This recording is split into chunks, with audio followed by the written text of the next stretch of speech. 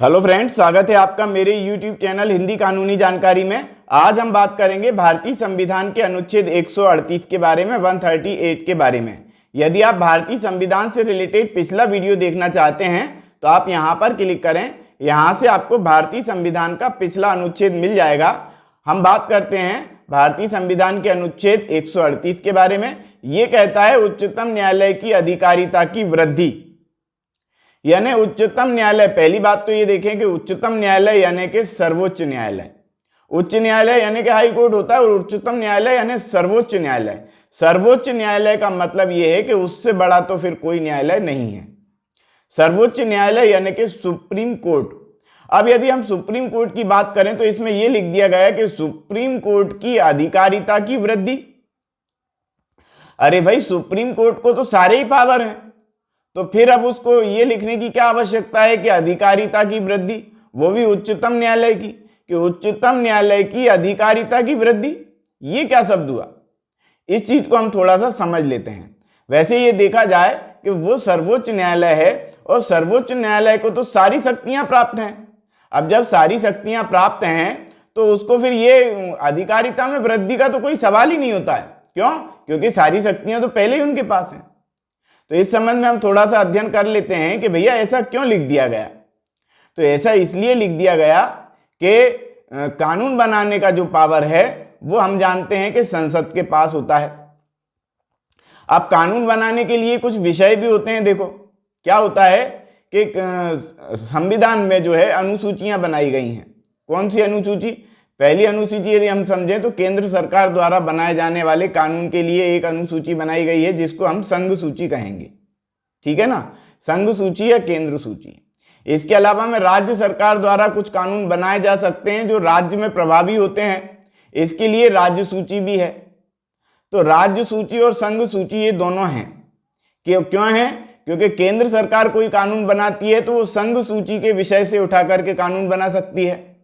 और राज्य सूची की बात करें तो राज्य जो है, राज्य सूची, संविधान में जो राज्य की सूची दी गई है, राज्य सूची के विषय जो दिए गए हैं उन विषयों के आधार पर जो है कानून बना सकती है राज्य सरकार। अब कुछ विषय ऐसे होते हैं जो राज्य सरकार में भी होते हैं और संघ सरकार में भी होते हैं।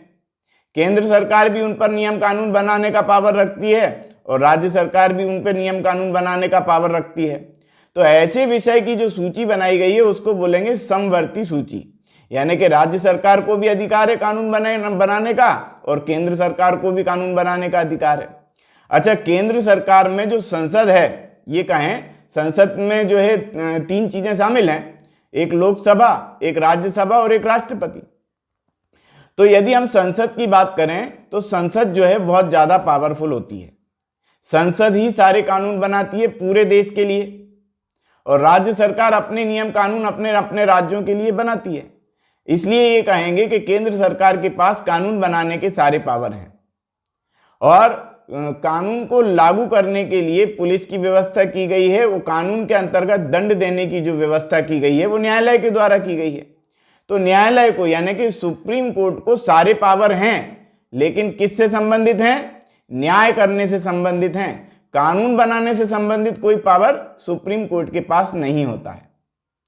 तो ऐसे संबंध में यहां पर यह लिख दिया गया क्या कि उच्चतम न्यायालय को संघ सूची के विषयों में से, अब देखो वो उच्चतम न्यायालय पूरे भारत का सर्वोच्च न्यायालय है, इसलिए संघ सूची यहां पर शब्द यूज किया गया। संघ सूची तो मैंने समझा ही दिया आपको कि संघ सूची में वो विषय दिए गए हैं जिनमें संघ जो है यानी कि केंद्र सरकार कानून बना सकती है। तो उच्चतम न्यायालय को संघ सूची के विषयों में से किसी के संबंध में ऐसी अतिरिक्त अधिकारिता और शक्तियां होंगी जो संसद विधि द्वारा प्रदान करे। देखो संसद को बहुत सारे पावर हैं, पूरा कानून बनाने का पावर तो संसद के पास ही है। तो संसद यदि चाहे तो उच्चतम न्यायालय को यानी सुप्रीम कोर्ट को संघ सूची के जो विषय हैं उनसे संबंधित जितनी भी अधिकारिता है या जितनी भी शक्तियां हैं वो अतिरिक्त शक्तियां सुप्रीम कोर्ट को प्रदान की जा सकती हैं। संसद विधि द्वारा, संसद जो है कानून बना करके ऐसा कर सकती है, इसलिए यहां पर ये लिख दिया गया। वैसे भी हम ये देखें तो सर्वोच्च में तो संविधान को ही हम रखते हैं, सबसे बड़ा संविधान है, इसके बाद कोई कानून है और इसके बाद ही कोई सरकार है या इसके बाद ही कोई मंत्री संतरी और अधिकारी होते हैं। सबसे बड़ा तो संविधान है। तो संविधान में फिर यदि संविधान में लिखा नहीं रहेगा तो फिर प्रॉब्लम आ सकती है। इसलिए संविधान के अनुच्छेद 138 में ये वाली बात लिख दी गई, क्या कि संसद जो है विधि बना करके ये अधिकार उच्चतम न्यायालय को यानी कि सुप्रीम कोर्ट को ये अधिकार दे सकती है जो संघ सूची के विषय से संबंधित होते हैं। इसलिए यहां पर यह लिख दिया गया कि उच्चतम न्यायालय की अधिकारिता की वृद्धि। पॉइंट नंबर 2 कहता है कि यदि संसद विधि द्वारा उच्चतम न्यायालय द्वारा ऐसी अधिकारिता और ऐसी शक्तियों का प्रयोग करने का उपबंध करती है तो उच्चतम न्यायालय यानी कि सुप्रीम कोर्ट को किसी विषय के संबंध में ऐसी अतिरिक्त अधिकारिता और शक्तियां होंगी जो भारत सरकार और किसी राज्य सरकार विशेष करार द्वारा प्रदान करे। राज्य सरकार भी अपनी शक्तियां प्रदान कर सकती है और भारत सरकार भी शक्तियां प्रदान कर सकती है, और जितनी शक्तियां प्रदान की गई हैं उन सारी शक्तियों का प्रयोग उच्चतम न्यायालय द्वारा किया जा सकता है संघ सूची के विषय में।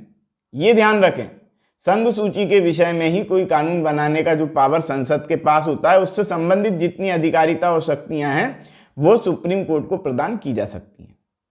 तो आज की वीडियो में हमने अध्ययन किया भारतीय संविधान के अनुच्छेद 138 के बारे में। यदि आप भारतीय संविधान से रिलेटेड अगला वीडियो देखना चाहते हैं तो आप यहाँ पर क्लिक करें। यहाँ से आपको भारतीय संविधान का अगला वीडियो भी मिलेगा। सीआरपीसी, आईपीसी और भारतीय संविधान से रिलेटेड संपूर्ण वीडियो यहीं से आपको मिल जाएंगे। तो आज की वीडियो में इतना ही। वीडियो यदि आपको पसंद आया हो तो वीडियो को लाइक करें, शेयर करें, कमेंट्स करें, और यदि आपने हमारे चैनल को अभी तक सब्सक्राइब नहीं किया है तो चैनल को सब्सक्राइब कर लें, बेल आइकॉन प्रेस कर दें ताकि अगली वीडियो का नोटिफिकेशन आपको मिल सके। ये वीडियो देखने के लिए बहुत बहुत धन्यवाद।